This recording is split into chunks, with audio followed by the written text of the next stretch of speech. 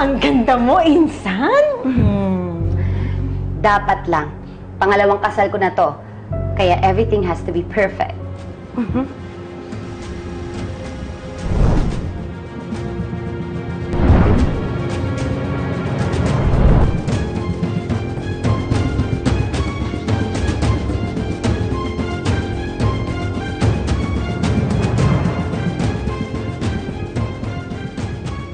Alam mo, Insan, naalala ko lang. Hindi ba malas magsukat ng gown bago ang kasal? Baka daw hindi matuloy.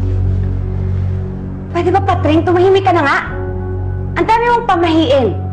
Gusto ko lang naman makita yung itsura ko sa araw mismo ng kasal ko kung maganda ba yung damit para sa akin. Tsaka, malay ko, kung kailangan ko pa mag-diet, kailangan pa i-adjust ang damit na to, di ba? Sinasabi ko lang naman.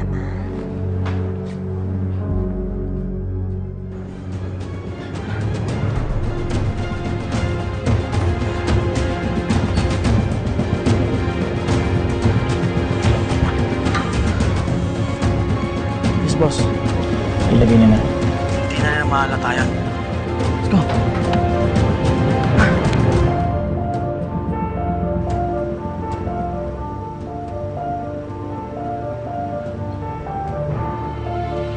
Ang pinapalakad kong search warrant mo 1 linggo. Maayos na ba?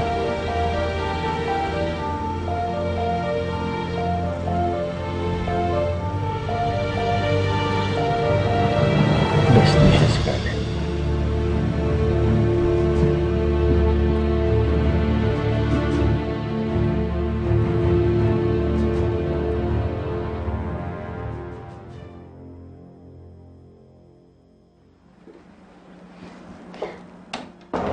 Uy, Catherine! Andito ka na pala. Halika na, kanina pa kita hinahanap. Wala ka daw sa kwarto mo kagabi. Saan ka ba nanggaling? With friends. Naboboard po kasi ako dito eh. Alam mo naman araw ng kasal namin ngayon, di ba? Bakit ngayon ka lang nagpakita? Nagbihis ka nga. Tingnan mo naman itsura mo. Matutuloy naman po yung kasal niyo kahit wala po ako, di ba? Nagdadrama ka? Kasal ko ngayon, hindi sa'yo. Sorry po. Ayoko naman po talagang sarain po yung araw niyo eh. Sayang pa naman po. Ganda pa naman po ng ayos niyo. Ganda-ganda niyo pa naman po ngayon. Huwag mo akong pinagbobobola. I'm not kidding. I just hope na maging masaya po kayong dalawa. Despite sa lahat po na nangyari sa atin.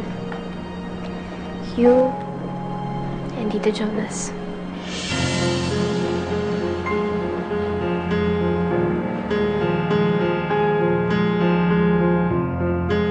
Sana lang maging masaya na rin ako. Gusto ko na makalimutan yung lahat. Pati na si nanay.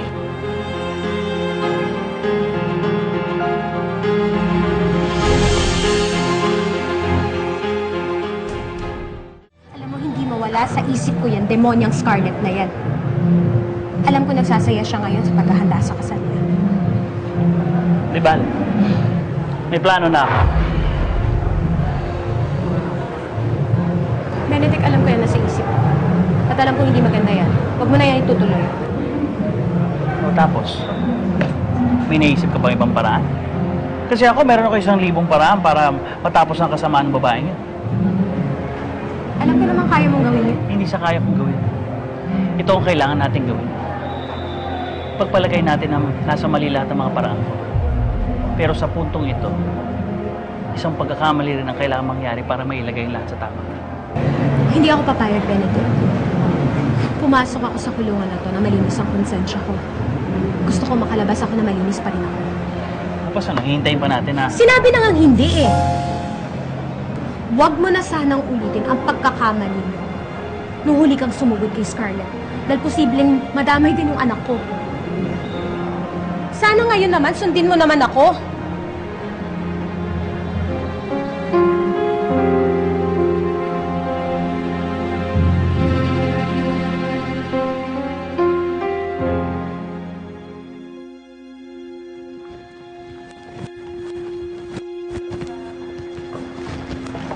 Teka.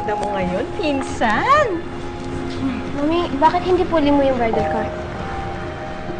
May lakad kasi kami ng Tito Jonas pagkatapos ng reception. May iwan po ako? Hindi ka pwedeng sumama dun. Honeymoon namin yun. Si Patty na lang bahala sa'yo. This is it! Congrats, pinsan! Sige na, wag mo na akong lapitan. Akin na yan. Baka masira pa yung makeup ko eh. Isabay mo na si Catherine, ha?